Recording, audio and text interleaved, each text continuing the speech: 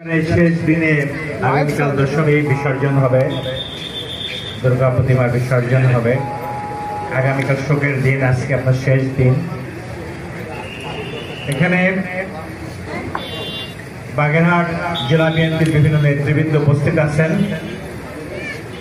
আছেন জেলা বিএনপির অন্যতম সদস্য ওয়াহিদুল ইসলাম পল্টু সহ যুবদল, ছাত্রদল, বিভিন্ন পর্যায়ের নেতৃবৃন্দ। কচুয়াতে আজকে এই যে সর্ববৃহৎ দুর্গা পূজার যে অনুষ্ঠান পালিত হচ্ছে, এটা এখানে আপনারা আসছেন, সুন্দরভাবে পূজা উদযাপন করছেন। পূজা কমিটির পক্ষ থেকে বলা হয়েছে যে এখানে বিভিন্ন ধরনের সমস্যা আছে, এখানে উন্নয়নের কিছু সমস্যা আছে এবং মন্দির ডেভেলপমেন্টের বিষয়গুলো আছে।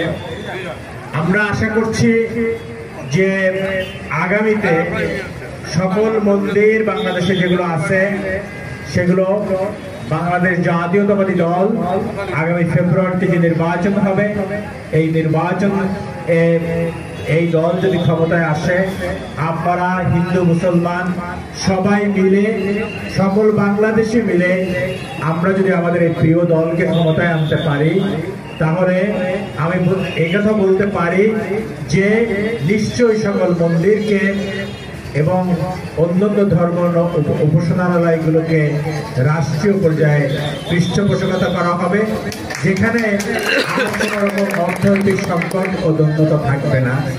তারপরে আমি আশা করব যে এলাকায় যারা ধনী ব্যক্তি আছেন তারাও এখানে তাদের সাহায্যের হাত বাড়িয়ে দিবেন। আমি মোরেলগঞ্জ থেকে আসছি, বাগেরহাটের বিভিন্ন পূজা মন্দিরে আমরা যাচ্ছি। আসলে আমি যদি এখানে সামান্য কিছু টাকা দিয়ে যাই, সেটাতে সমস্যার সমাধান হবে না। এইসব প্রতিষ্ঠানগুলোর একটা স্থায়ী সমাধান হতে হবে, যাতে পুণ্যার্থীরা এসে সুন্দরভাবে ধর্মীয় ভাঙ্গম্বর্যের মধ্য দিয়ে তারা পূজা পালন করতে পারে।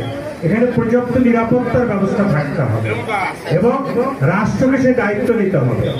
এবং বাংলাদেশ জাতীয়তাবাদী দল যদি ক্ষমতায় আসে, তাহলে সনাতন ধর্মের অবলম্বীদের এই যে বৃহৎ দুর্গা পূজার যে অনুষ্ঠান, এই অনুষ্ঠানের ব্যয় রাষ্ট্রীয়ভাবে বহন করা হবে এবং রাষ্ট্রই আপনাদেরকে নিরাপত্তা দেবে। আমি ব্যক্তিগতভাবে এসে একটা করলাম, সেটা হয়তো আপাতত সমস্যার সমাধান, ক্যান্সার রোগীকে প্যারাসিটামল খাওয়ার মতো অবস্থা হবে। এবং তারপরেও আমরা যেহেতু এখানে আসছি আপনাদের এই আনন্দের সাথে ভাগিদার হওয়ার জন্য, কোথাও বেড়াতে গেলে তো একটি উপহার নিয়ে যেতে হয়, এ কারণে আমি সামান্য উপহার